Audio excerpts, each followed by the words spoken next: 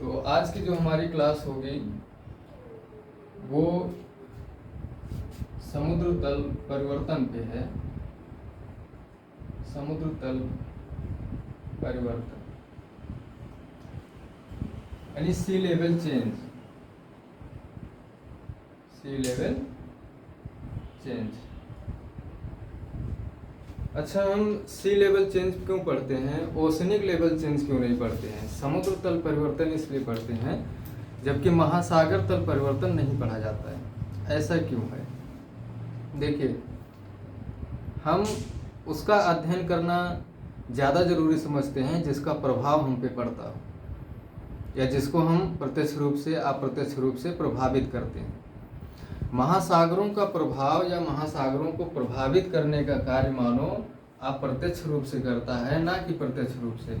लेकिन समुद्र चूँकि हमसे लगे हुए हैं, स्थल से लगे हुए भाग होते हैं, इस वजह से हमारी किसी भी क्रियाविधि या एक्टिविटी से समुद्र परिवर्तित होते हैं। अब समुद्र या सागर और महासागर में क्या अंतर है? दरअसल जो समुद्र है ये महासागरों की ही जलराशि है जो स्थल भाग से लगी हुई है। ठीक है, इसी को समुद्र बोला जाता है। तो जब समुद्रों में कोई परिवर्तन होता है तो उसका प्रभाव स्थल भाग पे हम पे पड़ता है। ठीक है, यही वजह है कि हम सी लेवल पढ़ते हैं, ना कि ओशनिक लेवल पढ़ते हैं। ठीक है, जैसे चीन सागर है, अरब सागर है, जापान सागर है, अलग अलग क्षेत्रों में ये महासागरों की छोटी जलराशियां हैं जो स्थल भाग से टच में हैं, जुड़ी हुई हैं, उनको हम समुद्र कहते हैं। इन्हीं में जो परिवर्तन हो रहा है उसी का अध्ययन हम इस टॉपिक में करेंगे। तो सी लेवल चेंज हो रहा है, तो सी लेवल क्या है पहले तो ये जानना जरूरी है। समुद्र का तल अगर परिवर्तित हो रहा है तो समुद्र तल है क्या? तो देखिए, जैसे ये कोई समुद्र है, इसमें पानी भरा हुआ है, जलराशि भरी हुई है पूरा। तो इसका ये वाला जो हिस्सा है, ऊपरी सतह जो वाटर सरफेस है, इसी को बोलते हैं सागर तल। यही होता है। ठीक है, यही क्या है? सागर तल है। अब इस सागर के तल में परिवर्तन जो होगा वही सागर तल परिवर्तन होगा, सी लेवल चेंज होगा। अब परिवर्तन दो तरीके से हो सकता है, या तो सागर का तल नीचे चला जाए और या तो सागर का तल ऊपर चला जाए। चेंजिंग दो स्थितियों में होगी, या तो सागर का तल नीचे आ जाए तब भी सागर तल परिवर्तन हो गया, या तो फिर समुद्र का तल ऊपर चला जाए तब भी समुद्र तल परिवर्तन हो गया। ठीक है, अब इस परिवर्तन को मापते कैसे हैं? मापने के लिए एक आधार तल लिया जाता है, आधार तल माना जाता है। और आधार तल सामान्यतः ऐसे स्थल का होता है जो स्थिर हो। ठीक है, जो स्थिर स्थल हैं उन्हीं को आधार तल माना जाता है। जैसे कि भारत में कभी क्वेश्चन आ सकता है फैक्ट में, भारत में बॉम्बे हाई से सागर तल मापा जाता है। ठीक है, ये बॉम्बे हाई जो है भारत का सागर तल है, अरब सागर में है। और इसी सागर तल से हम स्थल की ऊंचाई को मापते हैं। ठीक है, तो कहीं भी आप रेलवे स्टेशन या कहीं भी आप जाते हैं तो लिखा रहता है कि सागर तल से ऊंचाई इतनी है। बहुत सारे रेलवे स्टेशन पे आपकी नज़र पड़ी होगी, प्लेटफॉर्म जो होता है, प्लेटफॉर्म से पहले या उसके तुरंत बाद आपको लिखा हुआ दिखाई देता है एक बोर्ड पे कि इस प्लेटफॉर्म की या इस जंक्शन की जो ऊंचाई है वो सागर तल से इतनी मीटर इसकी ऊंचाई है। ठीक है, तो इसी सागर तल से क्या करते हैं? स्थल की ऊंचाई मापते हैं। स्थल की ऊंचाई इसी सागर तल से मापी जाती है। दूसरी बात कि सागर में जो चेंजिंग आ रहा है उसके तल में, या नीचे जा रहा है सागर का तल या ऊपर जा रहा है सागर का तल, जो भी परिवर्तन हो रहा है उस परिवर्तन को भी इसी सागर तल से मापा जाता है। ठीक है, यही सागर तल है जिससे हम, अब यदि ये यहाँ पे आ जाए, मान लीजिए कि 2 मीटर क्या हो गया, सागर का तल नीचे आ गया है। ठीक है, तो स्थल की ऊंचाई अगर हम माप रहे हैं, ये स्थल है, ये स्थल है। वर्तमान समय में इसकी ऊंचाई मान लीजिए 550 मीटर है। कब? जब सागर तल यहाँ पर है तब। ठीक है, यहाँ पर जब सागर तल है तो इसकी ऊंचाई 550 मीटर है। लेकिन अगर सागर तल यहाँ पर आ गया तो ये 2 मीटर सागर तल नीचे गया है, तो अब स्थल की ऊंचाई कितनी हो जाएगी? अब ये ऊंचाई प्लस 2 मीटर 552 मीटर हो जाएगी। यही सागर तल अगर यहां पर आ जाए, 2 मीटर और प्लस हो जाए, तो अब इसके स्थल की ऊंचाई कितनी हो जाएगी? अब स्थल की ऊंचाई कम हो जाएगी। क्यों? क्योंकि जब यहाँ पर था सागर तल तब 550 मीटर था, और अब सागर का तल ऊपर उठ गया है 2 मीटर, तो अब ये स्थल जो है इसकी ऊंचाई 2 मीटर माइनस हो जाएगी। तो ये माइनस 2 मीटर कर दीजिए। कभी एग्जाम में लॉजिकली एक क्वेश्चन बनाया जा सकता है कि यदि सागर का तल नीचे जाता है तो क्या स्थल की ऊंचाई बढ़ेगी अथवा घटेगी? सागर का तल अगर ऊपर जाता है तो स्थल की ऊंचाई घटेगी, सागर का तल अगर नीचे जाता है तो स्थल की ऊंचाई बढ़ेगी। जबकि स्थल स्थिर है, लेकिन सागर के तल में गिरावट या उभार होने के कारण स्थल की ऊंचाई परिवर्तित हो जा रही है। ठीक है, इस बात को आप ध्यान में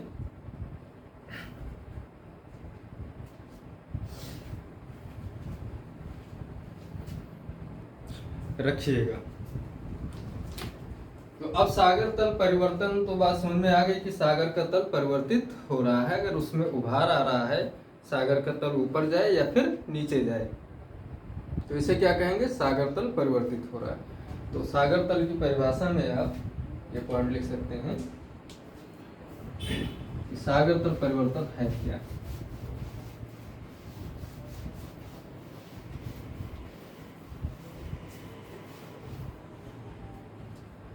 सागर तल परिवर्तन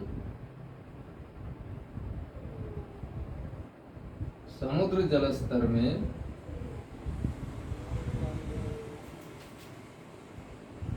उभार या गिरावट है। यही क्या है? सागर तल परिवर्तन। ठीक है, अगर उभार हुआ है तो भी परिवर्तन हुआ, और अगर गिरावट हुआ है उसके जल में तो भी परिवर्तन सुनिश्चित किया गया। दूसरी बात आपने जाना कि आधार तल क्या होता है। समुद्र का आधार तल दरअसल वो तल होता है जहां से समुद्र के उठने या फिर गिरने की स्थिति को दर्शाया जाता है और स्थलों की ऊंचाई को मापा जाता है। अब मान लीजिए कि कोई आधार तल हमने तय कर रखा है। ठीक है, यहाँ पे आधार ये कोई मीटर लगा दिया हमने और कहा गया कि ये जो है ये समुद्र का वर्तमान आधार तल है यहाँ पे। ठीक है, तो जो भी समुद्र है ये समुद्र का तल है। और हमने यहाँ पे आधार बना रखा है, इसको आधार तल माना है। किसी कारण बस ये समुद्र और फूल करके इतनी ऊंचाई पर आ गई ये। ठीक है, अभी तक कहाँ पे था इसका तल? ये था। किसी भी कारण से अब समुद्र का जो जल है वो इतनी ऊंचाई तक आ गया है, इतना और बढ़ गया। अगर ये 5 मीटर पे था, अब ये यहाँ पे 7 मीटर पे जल पहुंच गया। कहाँ पे? ये। तो 5 मीटर पे हमने आधार तल मान रखा है कि 5 मीटर पे है। जब हमें किसी स्थल की ऊंचाई मापनी होगी तो हम इसी रेड वाली लाइन को पकड़ेंगे, और इसी रेड वाली लाइन से ही हम नाप कर देखेंगे कि सागर का तल उठा है कि गिरा है। तो सागर का तल जो है वो अब कहाँ पहुंच गया? ऊपर पहुंच गया। इसका मतलब हो गया कि इसमें प्लस 2 मीटर की क्या हुई? वृद्धि हुई है। इसमें सागर के तल में। ठीक है, अब अगर ये यहाँ की बजाय 2 मीटर नीचे आ जाए सागर का तल, तो यहीं से हम रेड वाली लाइन से माप लेंगे कि अब -2 मीटर की क्या हो गई? कमी हो गई, गिरावट। ठीक है। तो आधार तल से ही समुद्र तल की ऊंचाई या समुद्र तल से स्थलों की ऊंचाई और समुद्र में जो परिवर्तन हो रहा है, जलस्तर में वृद्धि या कमी हो रही है, उसको मापते हैं। उसी से पता चलता है कि इस तल से अगर 1 मीटर जल नीचे गया है तो समुद्र जल स्तर में 1 मीटर की गिरावट हुई है, और अगर 1 मीटर जल ऊपर आया है तो समुद्र जल स्तर में 1 मीटर की वृद्धि हुई है। ठीक है, ये बात समझ में आ गई आप लोगों को। और ये भी कि अगर समुद्र का तल परिवर्तित हो रहा है तो निश्चित रूप से उस आधार तल से या समुद्र तल से जिस भी चीज को हम मापेंगे उसकी ऊंचाई में कमी या अधिकता आ सकती है। ठीक है, तो अब देखते हैं कि सागर तल में जो परिवर्तन हो रहा है, इस परिवर्तन के लिए कारक कौन से हैं, क्या कारण है कि समुद्र तल में परिवर्तन हो रहा है। आपको पता है कि ये समुद्र पूरी पृथ्वी पर फैले हुए हैं, लगभग 70 पॉइंट कुछ, मान लीजिए कि 0.25 के आसपास इसका विस्तार है।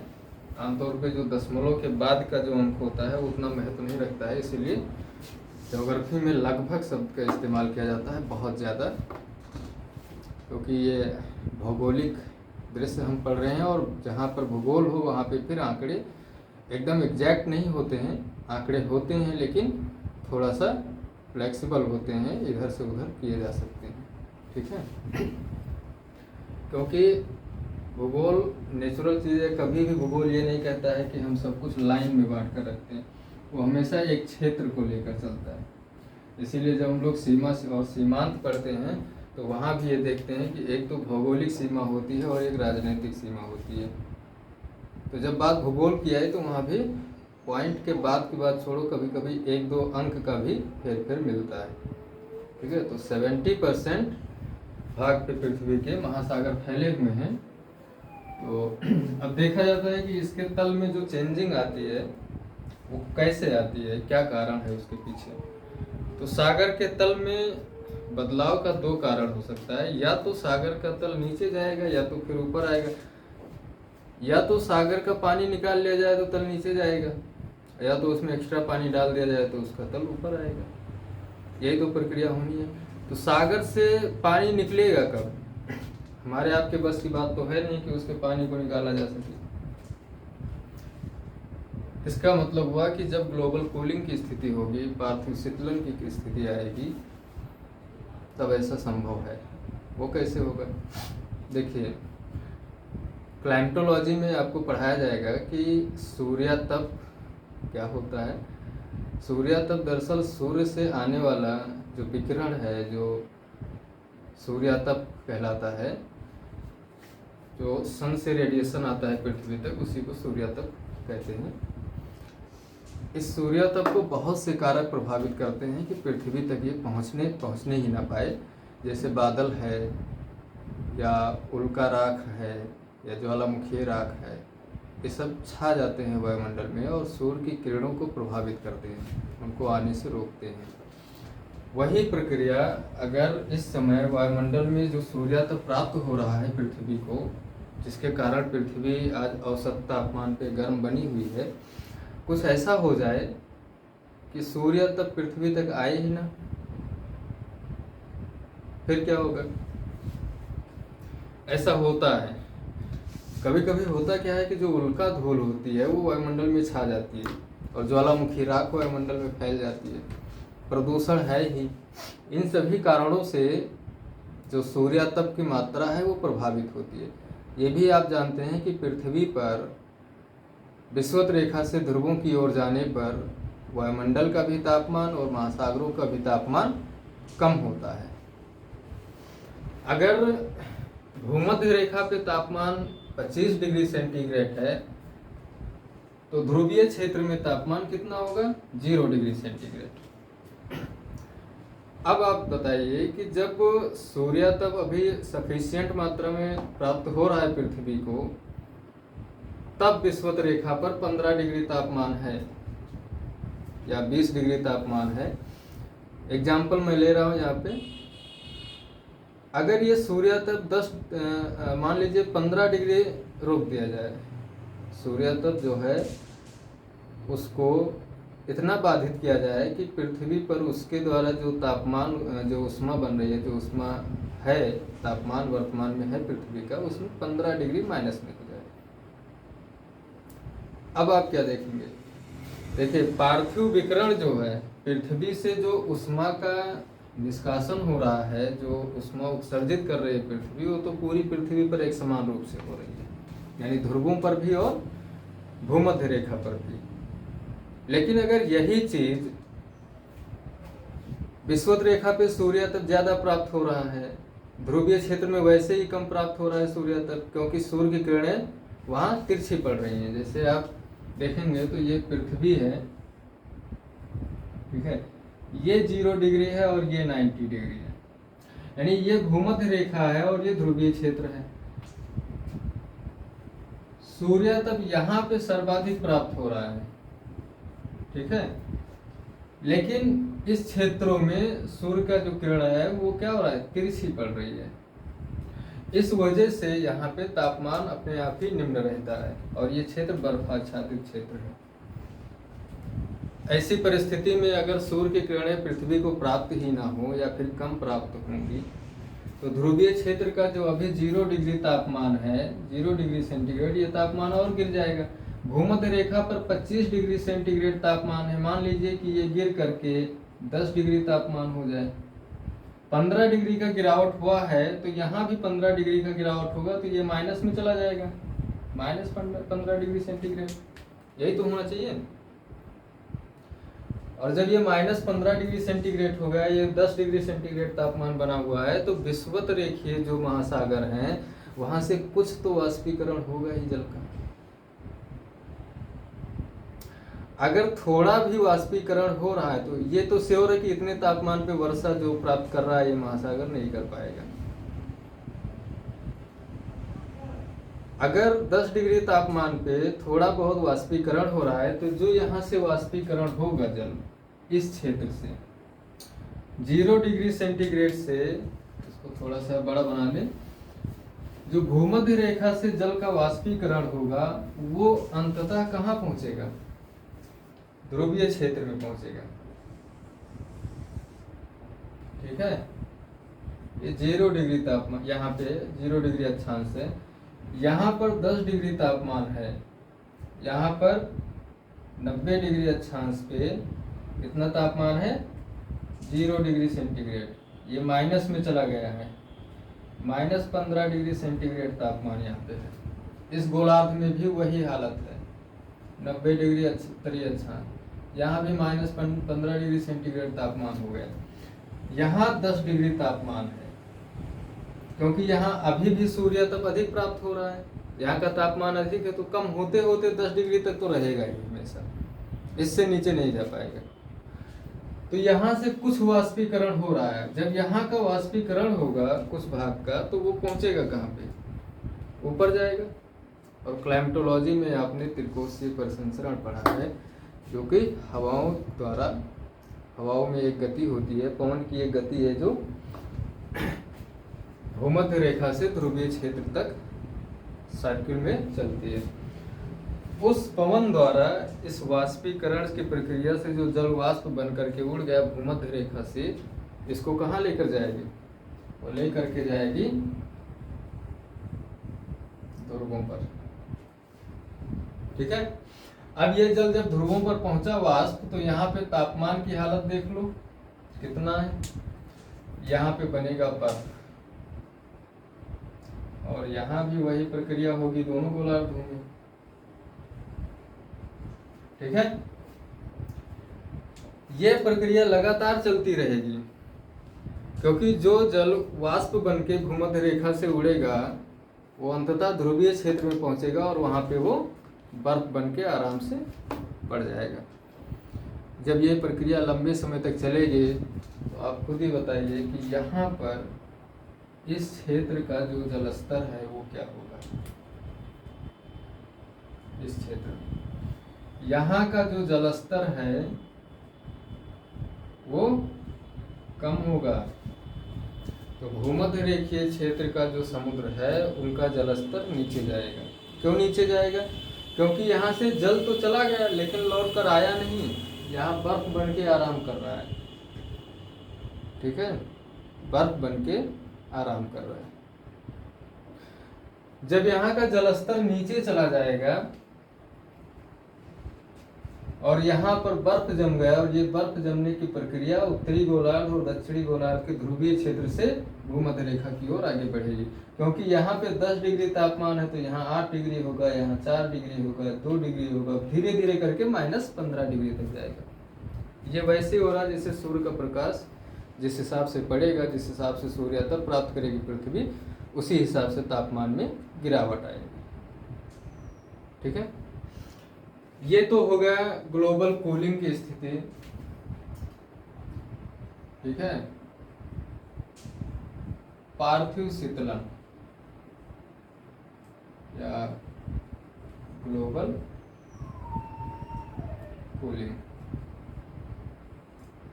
ठीक है, जब तापमान में गिरावट होगा तब ऐसी स्थिति आएगी। अब एक स्टेटमेंट क्वेश्चन में बन सकता है कि ग्लोबल कूलिंग के समय सागर तल का जो तल है वो नीचे जाएगा कि ऊपर जाएगा। ठीक है, तो ग्लोबल कूलिंग के समय सागर का तल नीचे जाएगा। इसे ही हिमयुग बोलते हैं, इसे ही हिमानीकरण की प्रक्रिया बोलते हैं, इसे ही ग्लेशिएशन कहते हैं। आपने पर्यावरण या जलवायु परिवर्तन में भी कई बार पढ़ा होगा इस बात को कि ग्लेशिएशन और डी ग्लेशिएशन क्या होता है। ठीक है, तो ये प्रोसेस था क्या ग्लोबल कूलिंग का, कि जब ग्लोबल कूलिंग होगी तो सागर का जो जलस्तर है वो क्या होगा, कम होगा। ठीक है, अब इसी के बाद जब हिमानीकरण की प्रक्रिया पूरी हो गई, जब सारा हिम जम गया, पूरा सागर का तल नीचे चला गया, तो अब कौन सी प्रक्रिया शुरू होगी। ये तो सागर का तल परिवर्तित हुआ, लेकिन कैसे, नकारात्मक रूप से नीचे की ओर गया, जल में गिरावट आई या जलस्तर में गिरावट आई। लेकिन एक दूसरा कारण भी है सागर के तल में परिवर्तन के लिए, और वो है ग्लोबल वार्मिंग का।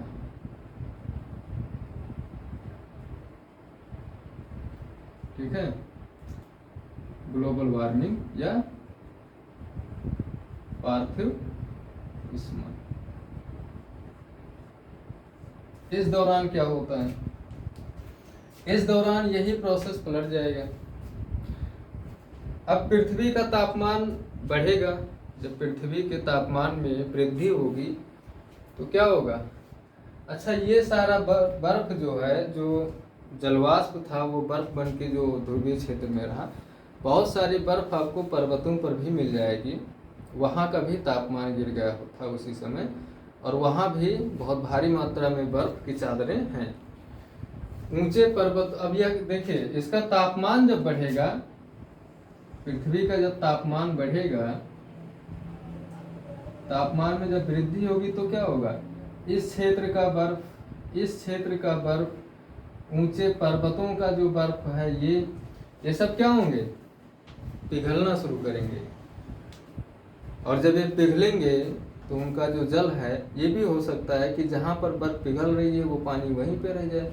पर्वतों की बात छोड़ो, क्योंकि वो पानी तो नीचे आएगा ही आएगा, लेकिन जो ध्रुवीय क्षेत्र में है, महासागरों में जो बर्फ जमी है, वो पानी वहाँ पर क्या होता है, रुक जाता है। लेकिन ऐसा नहीं हो रहा है, क्यों, क्योंकि पृथ्वी पर गुरुत्वाकर्षण बल कार्य कर रहा है, और जो पानी है उसके चलने की प्रवृत्ति होती है, क्योंकि वो लिक्विड में है, वो गति कर सकता है। तो पानी को क्या लगता है कि यहाँ तो ध्रुवीय क्षेत्र में गुरुत्वाकर्षण बल चूंकि बहुत ज़्यादा प्रभावी होता है, पानी को लगता है कि यहाँ पे हम परेशान हो गए हैं, एकदम से बंधे हुए हैं, कोई ऐसी जगह तलाशो जहाँ पे हमें थोड़ा सा फ्री किया जा सके। पृथ्वी घूर्णन कर रही है तो इसका केंद्रीय बल भी है जो कि भूमध्य रेखा पर प्रभावी है, ज़्यादा है। तो दोनों गोलार्धों से बर्फ गल करके महासागरों में किधर जाना प्रारंभ करेंगे, विषुवत रेखा की ओर। ये ठीक है, और अब यहाँ का जलस्तर ये बढ़ाना शुरू कर देंगे। तो कभी कभी ये स्टेटमेंट भी बनता है कि बर्फ तो ध्रुवीय क्षेत्र में पिघल रही है और जल स्तर भूमध्य रेखा क्षेत्र में बढ़ रहा है, ऐसा क्यों? ये क्वेश्चन आपसे इंटरव्यू में भी पूछा जा सकता है कि बर्फ का पिघलाव यानी डीग्लेशिएशन कहाँ हो रहा है? ध्रुवीय क्षेत्र में हो रहा है और जल स्तर कहाँ का बढ़ रहा है? भूमध्य रेखा का। ऐसा क्यों हो रहा है? तो आपका एक शब्द में जवाब होगा अपकेंद्रीय बल या सेंट्रीफ्यूगल फोर्स। ठीक है, अपकेंद्रीय बल। तो जब ये सारा बर्फ पिघल करके भूमध्य रेखा की ओर आएंगे तो क्या होगा?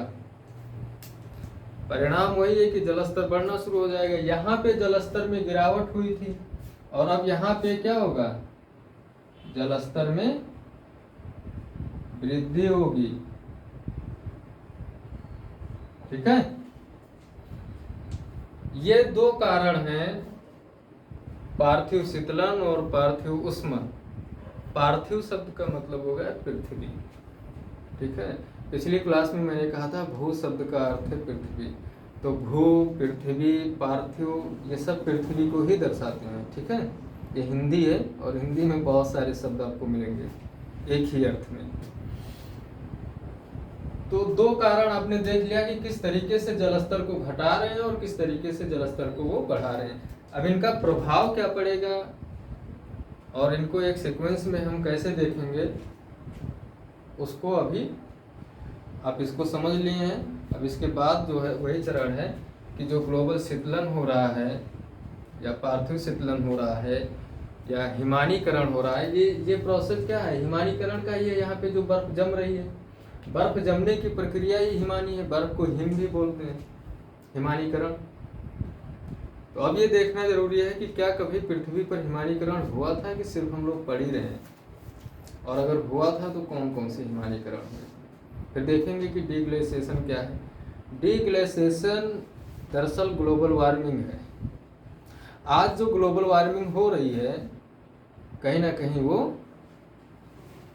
यही प्रक्रिया हो रही है। यहाँ पे जो जलस्तर बढ़ रहा है समुद्रों का, महासागरों में बहुत ज्यादा विचलन नहीं आता लेकिन समुद्रों में विचलन आता है। आज जो ग्लोबल वार्मिंग हो रहा है उसमें क्या हो रहा है? बर्फ पिघल रही है दोनों ध्रुवों से, ऊंचे पर्वतों से, और वो सारा जल कहाँ आ रहा है? महासागरों में। अब चूंकि पृथ्वी घूर्णनशील है इसलिए अपकेंद्रीय बल प्रभावी है, और अपकेंद्रीय बल का मतलब हो गया कि वो जल को बाहर की ओर क्षेपित करना चाहता है। इसलिए जल को लगता है कि अगर भूमध्य रेखा पर पहुंच गए तो फिर काम बन गया, पृथ्वी से स्वतंत्र हो सकते हैं। और इस चक्कर में वो सब के सब किधर आते हैं? भूमध्य रेखा की ओर आते हैं और भूमध्य रेखा का जलस्तर बढ़ाते जाते हैं। और पता लगता है जकार्ता, सिंगापुर, ये सारे देश, मालदीव, जितने द्वीपीय देश हैं या छोटे छोटे द्वीप हैं वो बेचारे सब जलमग्न होते जा रहे हैं। तो ये सब प्रभाव है, इस पे हम चर्चा करेंगे। हालांकि इसको आप लोग एक चित्र बना लीजिए, शॉर्ट में समझने में बहुत बहुत उपयोगी होगा ये।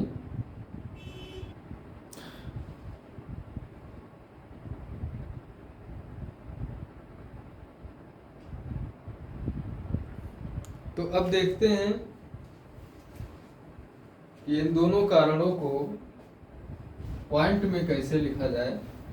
आपको एग्जाम में अगर मेंस में आंसर राइटिंग करनी हो तो भी कोई समस्या ना आए, और अगर प्रीलिम्स में कभी आ जाए क्वेश्चंस तो भी आपको वहाँ भटकना ना पड़े, एकदम क्लियर रहे। ये मैंने इतना तो आपको समझा दिया एक कहानी की तरह, जो कि बहुत टेक्निकल नहीं रहा है। ठीक है, सागर तल क्या होता है, सागर तल में परिवर्तन क्या होता है, और परिवर्तन के कारण हम देख लेते हैं। ठीक है,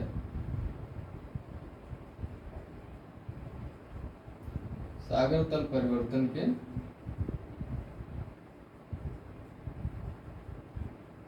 कारण। इसके मुख्यतः दो कारण हैं। पहला कारण आपको मैंने बताया पार्थिव शीतलन का। ठीक है, इसे ग्लोबल कूलिंग कहते हैं। और दूसरा कारण है ग्लोबल वार्मिंग का, ठीक है, या पार्थिव ऊष्मन।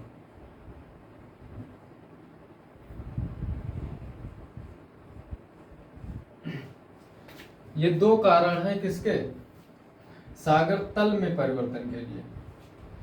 इससे सागर तल क्या होगा?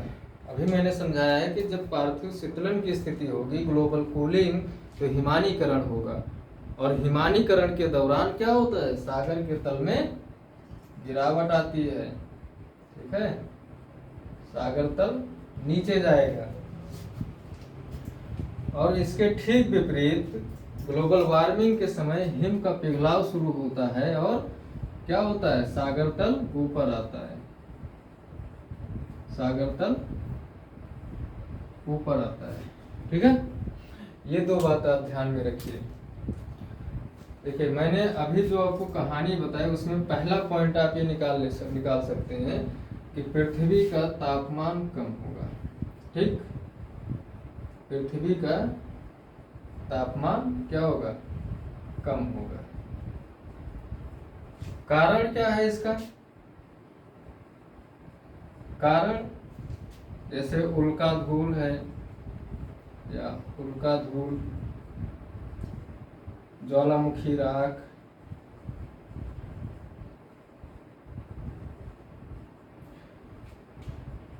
या प्रदूषण, वो सभी कारण आप यहाँ लिख सकते हैं जिसके कारण से सूर्य का प्रकाश बाधित हो रहा। भाई, तापमान का जो सोर्स है वो सूर्य ही है, सूर्य का प्रकाश ही है। तो अगर उसको रोक दिया जाए तो पृथ्वी क्या होगी? तापमान कम होने लगेगा पृथ्वी का, ठीक है। तो ये सारे कारण इसमें हैं। जब पृथ्वी का औसत तापमान कम होगा तो फिर क्या होगा? ध्रुवों पर बर्फ जमेगी, विषुवत रेखा पर बर्फ नहीं जमेगी। क्यों? क्योंकि कितना भी तापमान कम हो जाएगा फिर भी 10-12 डिग्री तापमान विषुवत रेखा पे रहेगा। वाष्पीकरण कुछ होता रहेगा, थोड़ा बहुत मात्रा में क्या होगा? वाष्पीकरण होता रहेगा। तो अभी मैं यहाँ पे यहीं पे लिख दे रहा हूँ, ठीक है। उसको अभी ग्लोबल वार्मिंग को हम दूसरी बार में चेक कर देख लेते हैं। क्या होगा? उच्च अक्षांशों में क्या होगा? बर्फ जमेगी।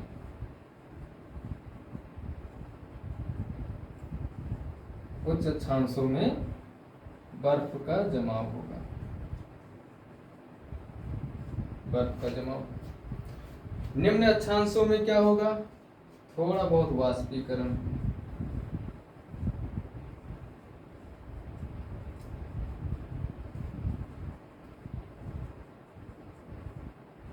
निम्न अक्षांशों में थोड़ा बहुत वाष्पीकरण होगा। यही वाष्प जो है वो ध्रुवीय क्षेत्र में पहुंचेगी और वहां पे बर्फ बन जाएगी। और जब ये प्रक्रिया चलती रहेगी तो क्या होगा? भाई, ध्रुवीय पता लगा कि निम्न अक्षांश से पानी जा रहा है और उच्च अक्षांशों में वो जम जा रहा है, पर वापस आ ही नहीं रहा है। कितना पानी हो जाएगा भूमध्य रेखा क्षेत्र में निम्न अक्षांशों के पास? पता लगा कि धीरे धीरे करके सी लेवल क्या होगा? नीचे जाएगा। परिणाम क्या होगा? तीसरा पॉइंट, सी लेवल घटेगा। कहाँ का? निम्न अक्षांशों का, निम्न अक्षांशों का, ठीक है। वही मैंने पिछले चित्र में आपको समझाया कि कैसे सी लेवल घट रहा है। अब देखिए, जब सी लेवल घट जाएगा तो फिर उसका इम्पैक्ट क्या पड़ेगा?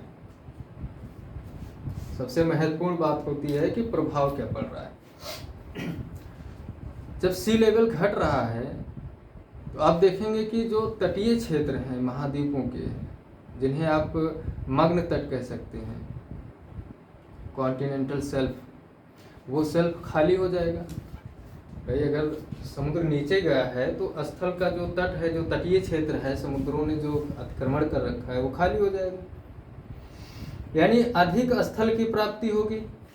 यही पॉइंट आप यहाँ लिख लीजिए इसके प्रभाव में।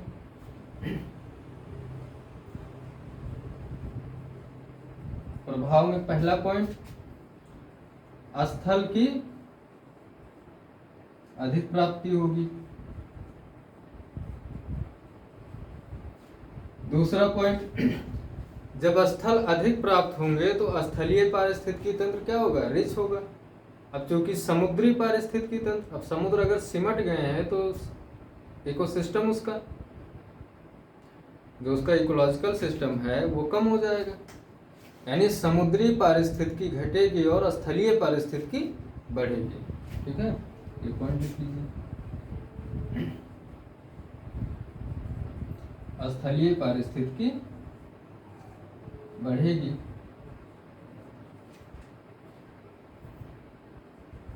और जलीय पारिस्थितिकी कम होगी।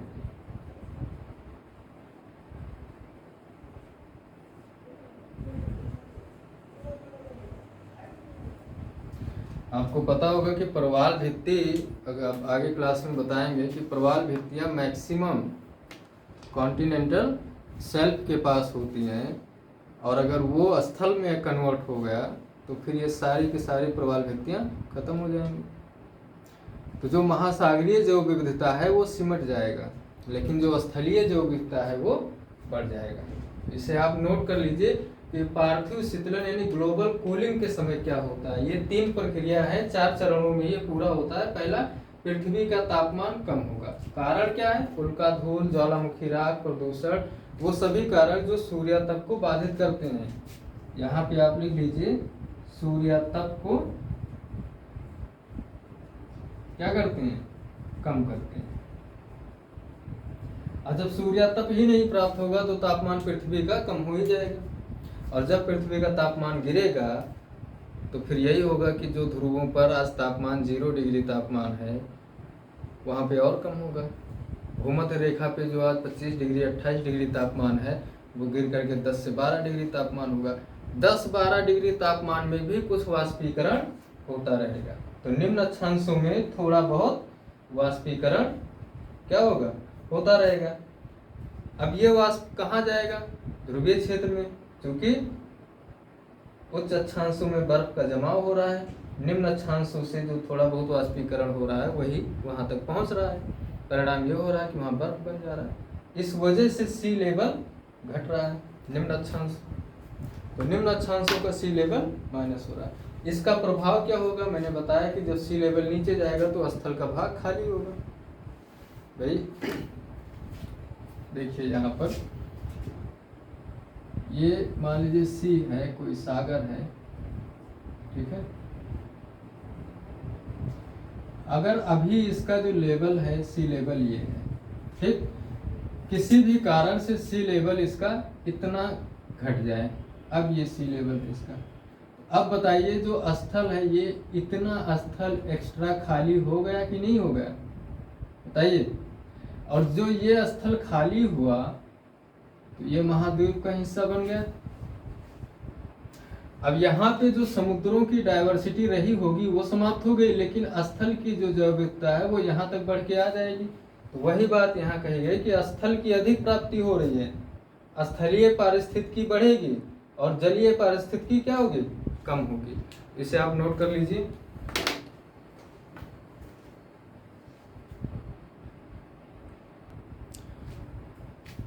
ये तो था सागर तल परिवर्तन में जो एक कारण है पार्थिव शीतलन, उसके बारे में, ठीक है, कैसे पार्थिव शीतलन से सागर तल में गिरावट हो रहा है।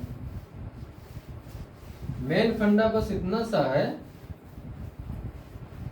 कि भूमध्य रेखा क्षेत्र यानी निम्न अक्षांशों का जल वाष्प बन के कहाँ जा रहा है, ध्रुवों पर, वहां बर्फ बन जा रहा है। और ये प्रक्रिया चलती रहेगी और चलते चलते क्या होगा कि विषुवत रेखा पे जल कम हो जाएगा निम्न अक्षांशों में, और वही सागर का तल नीचे बताएगा, ठीक है।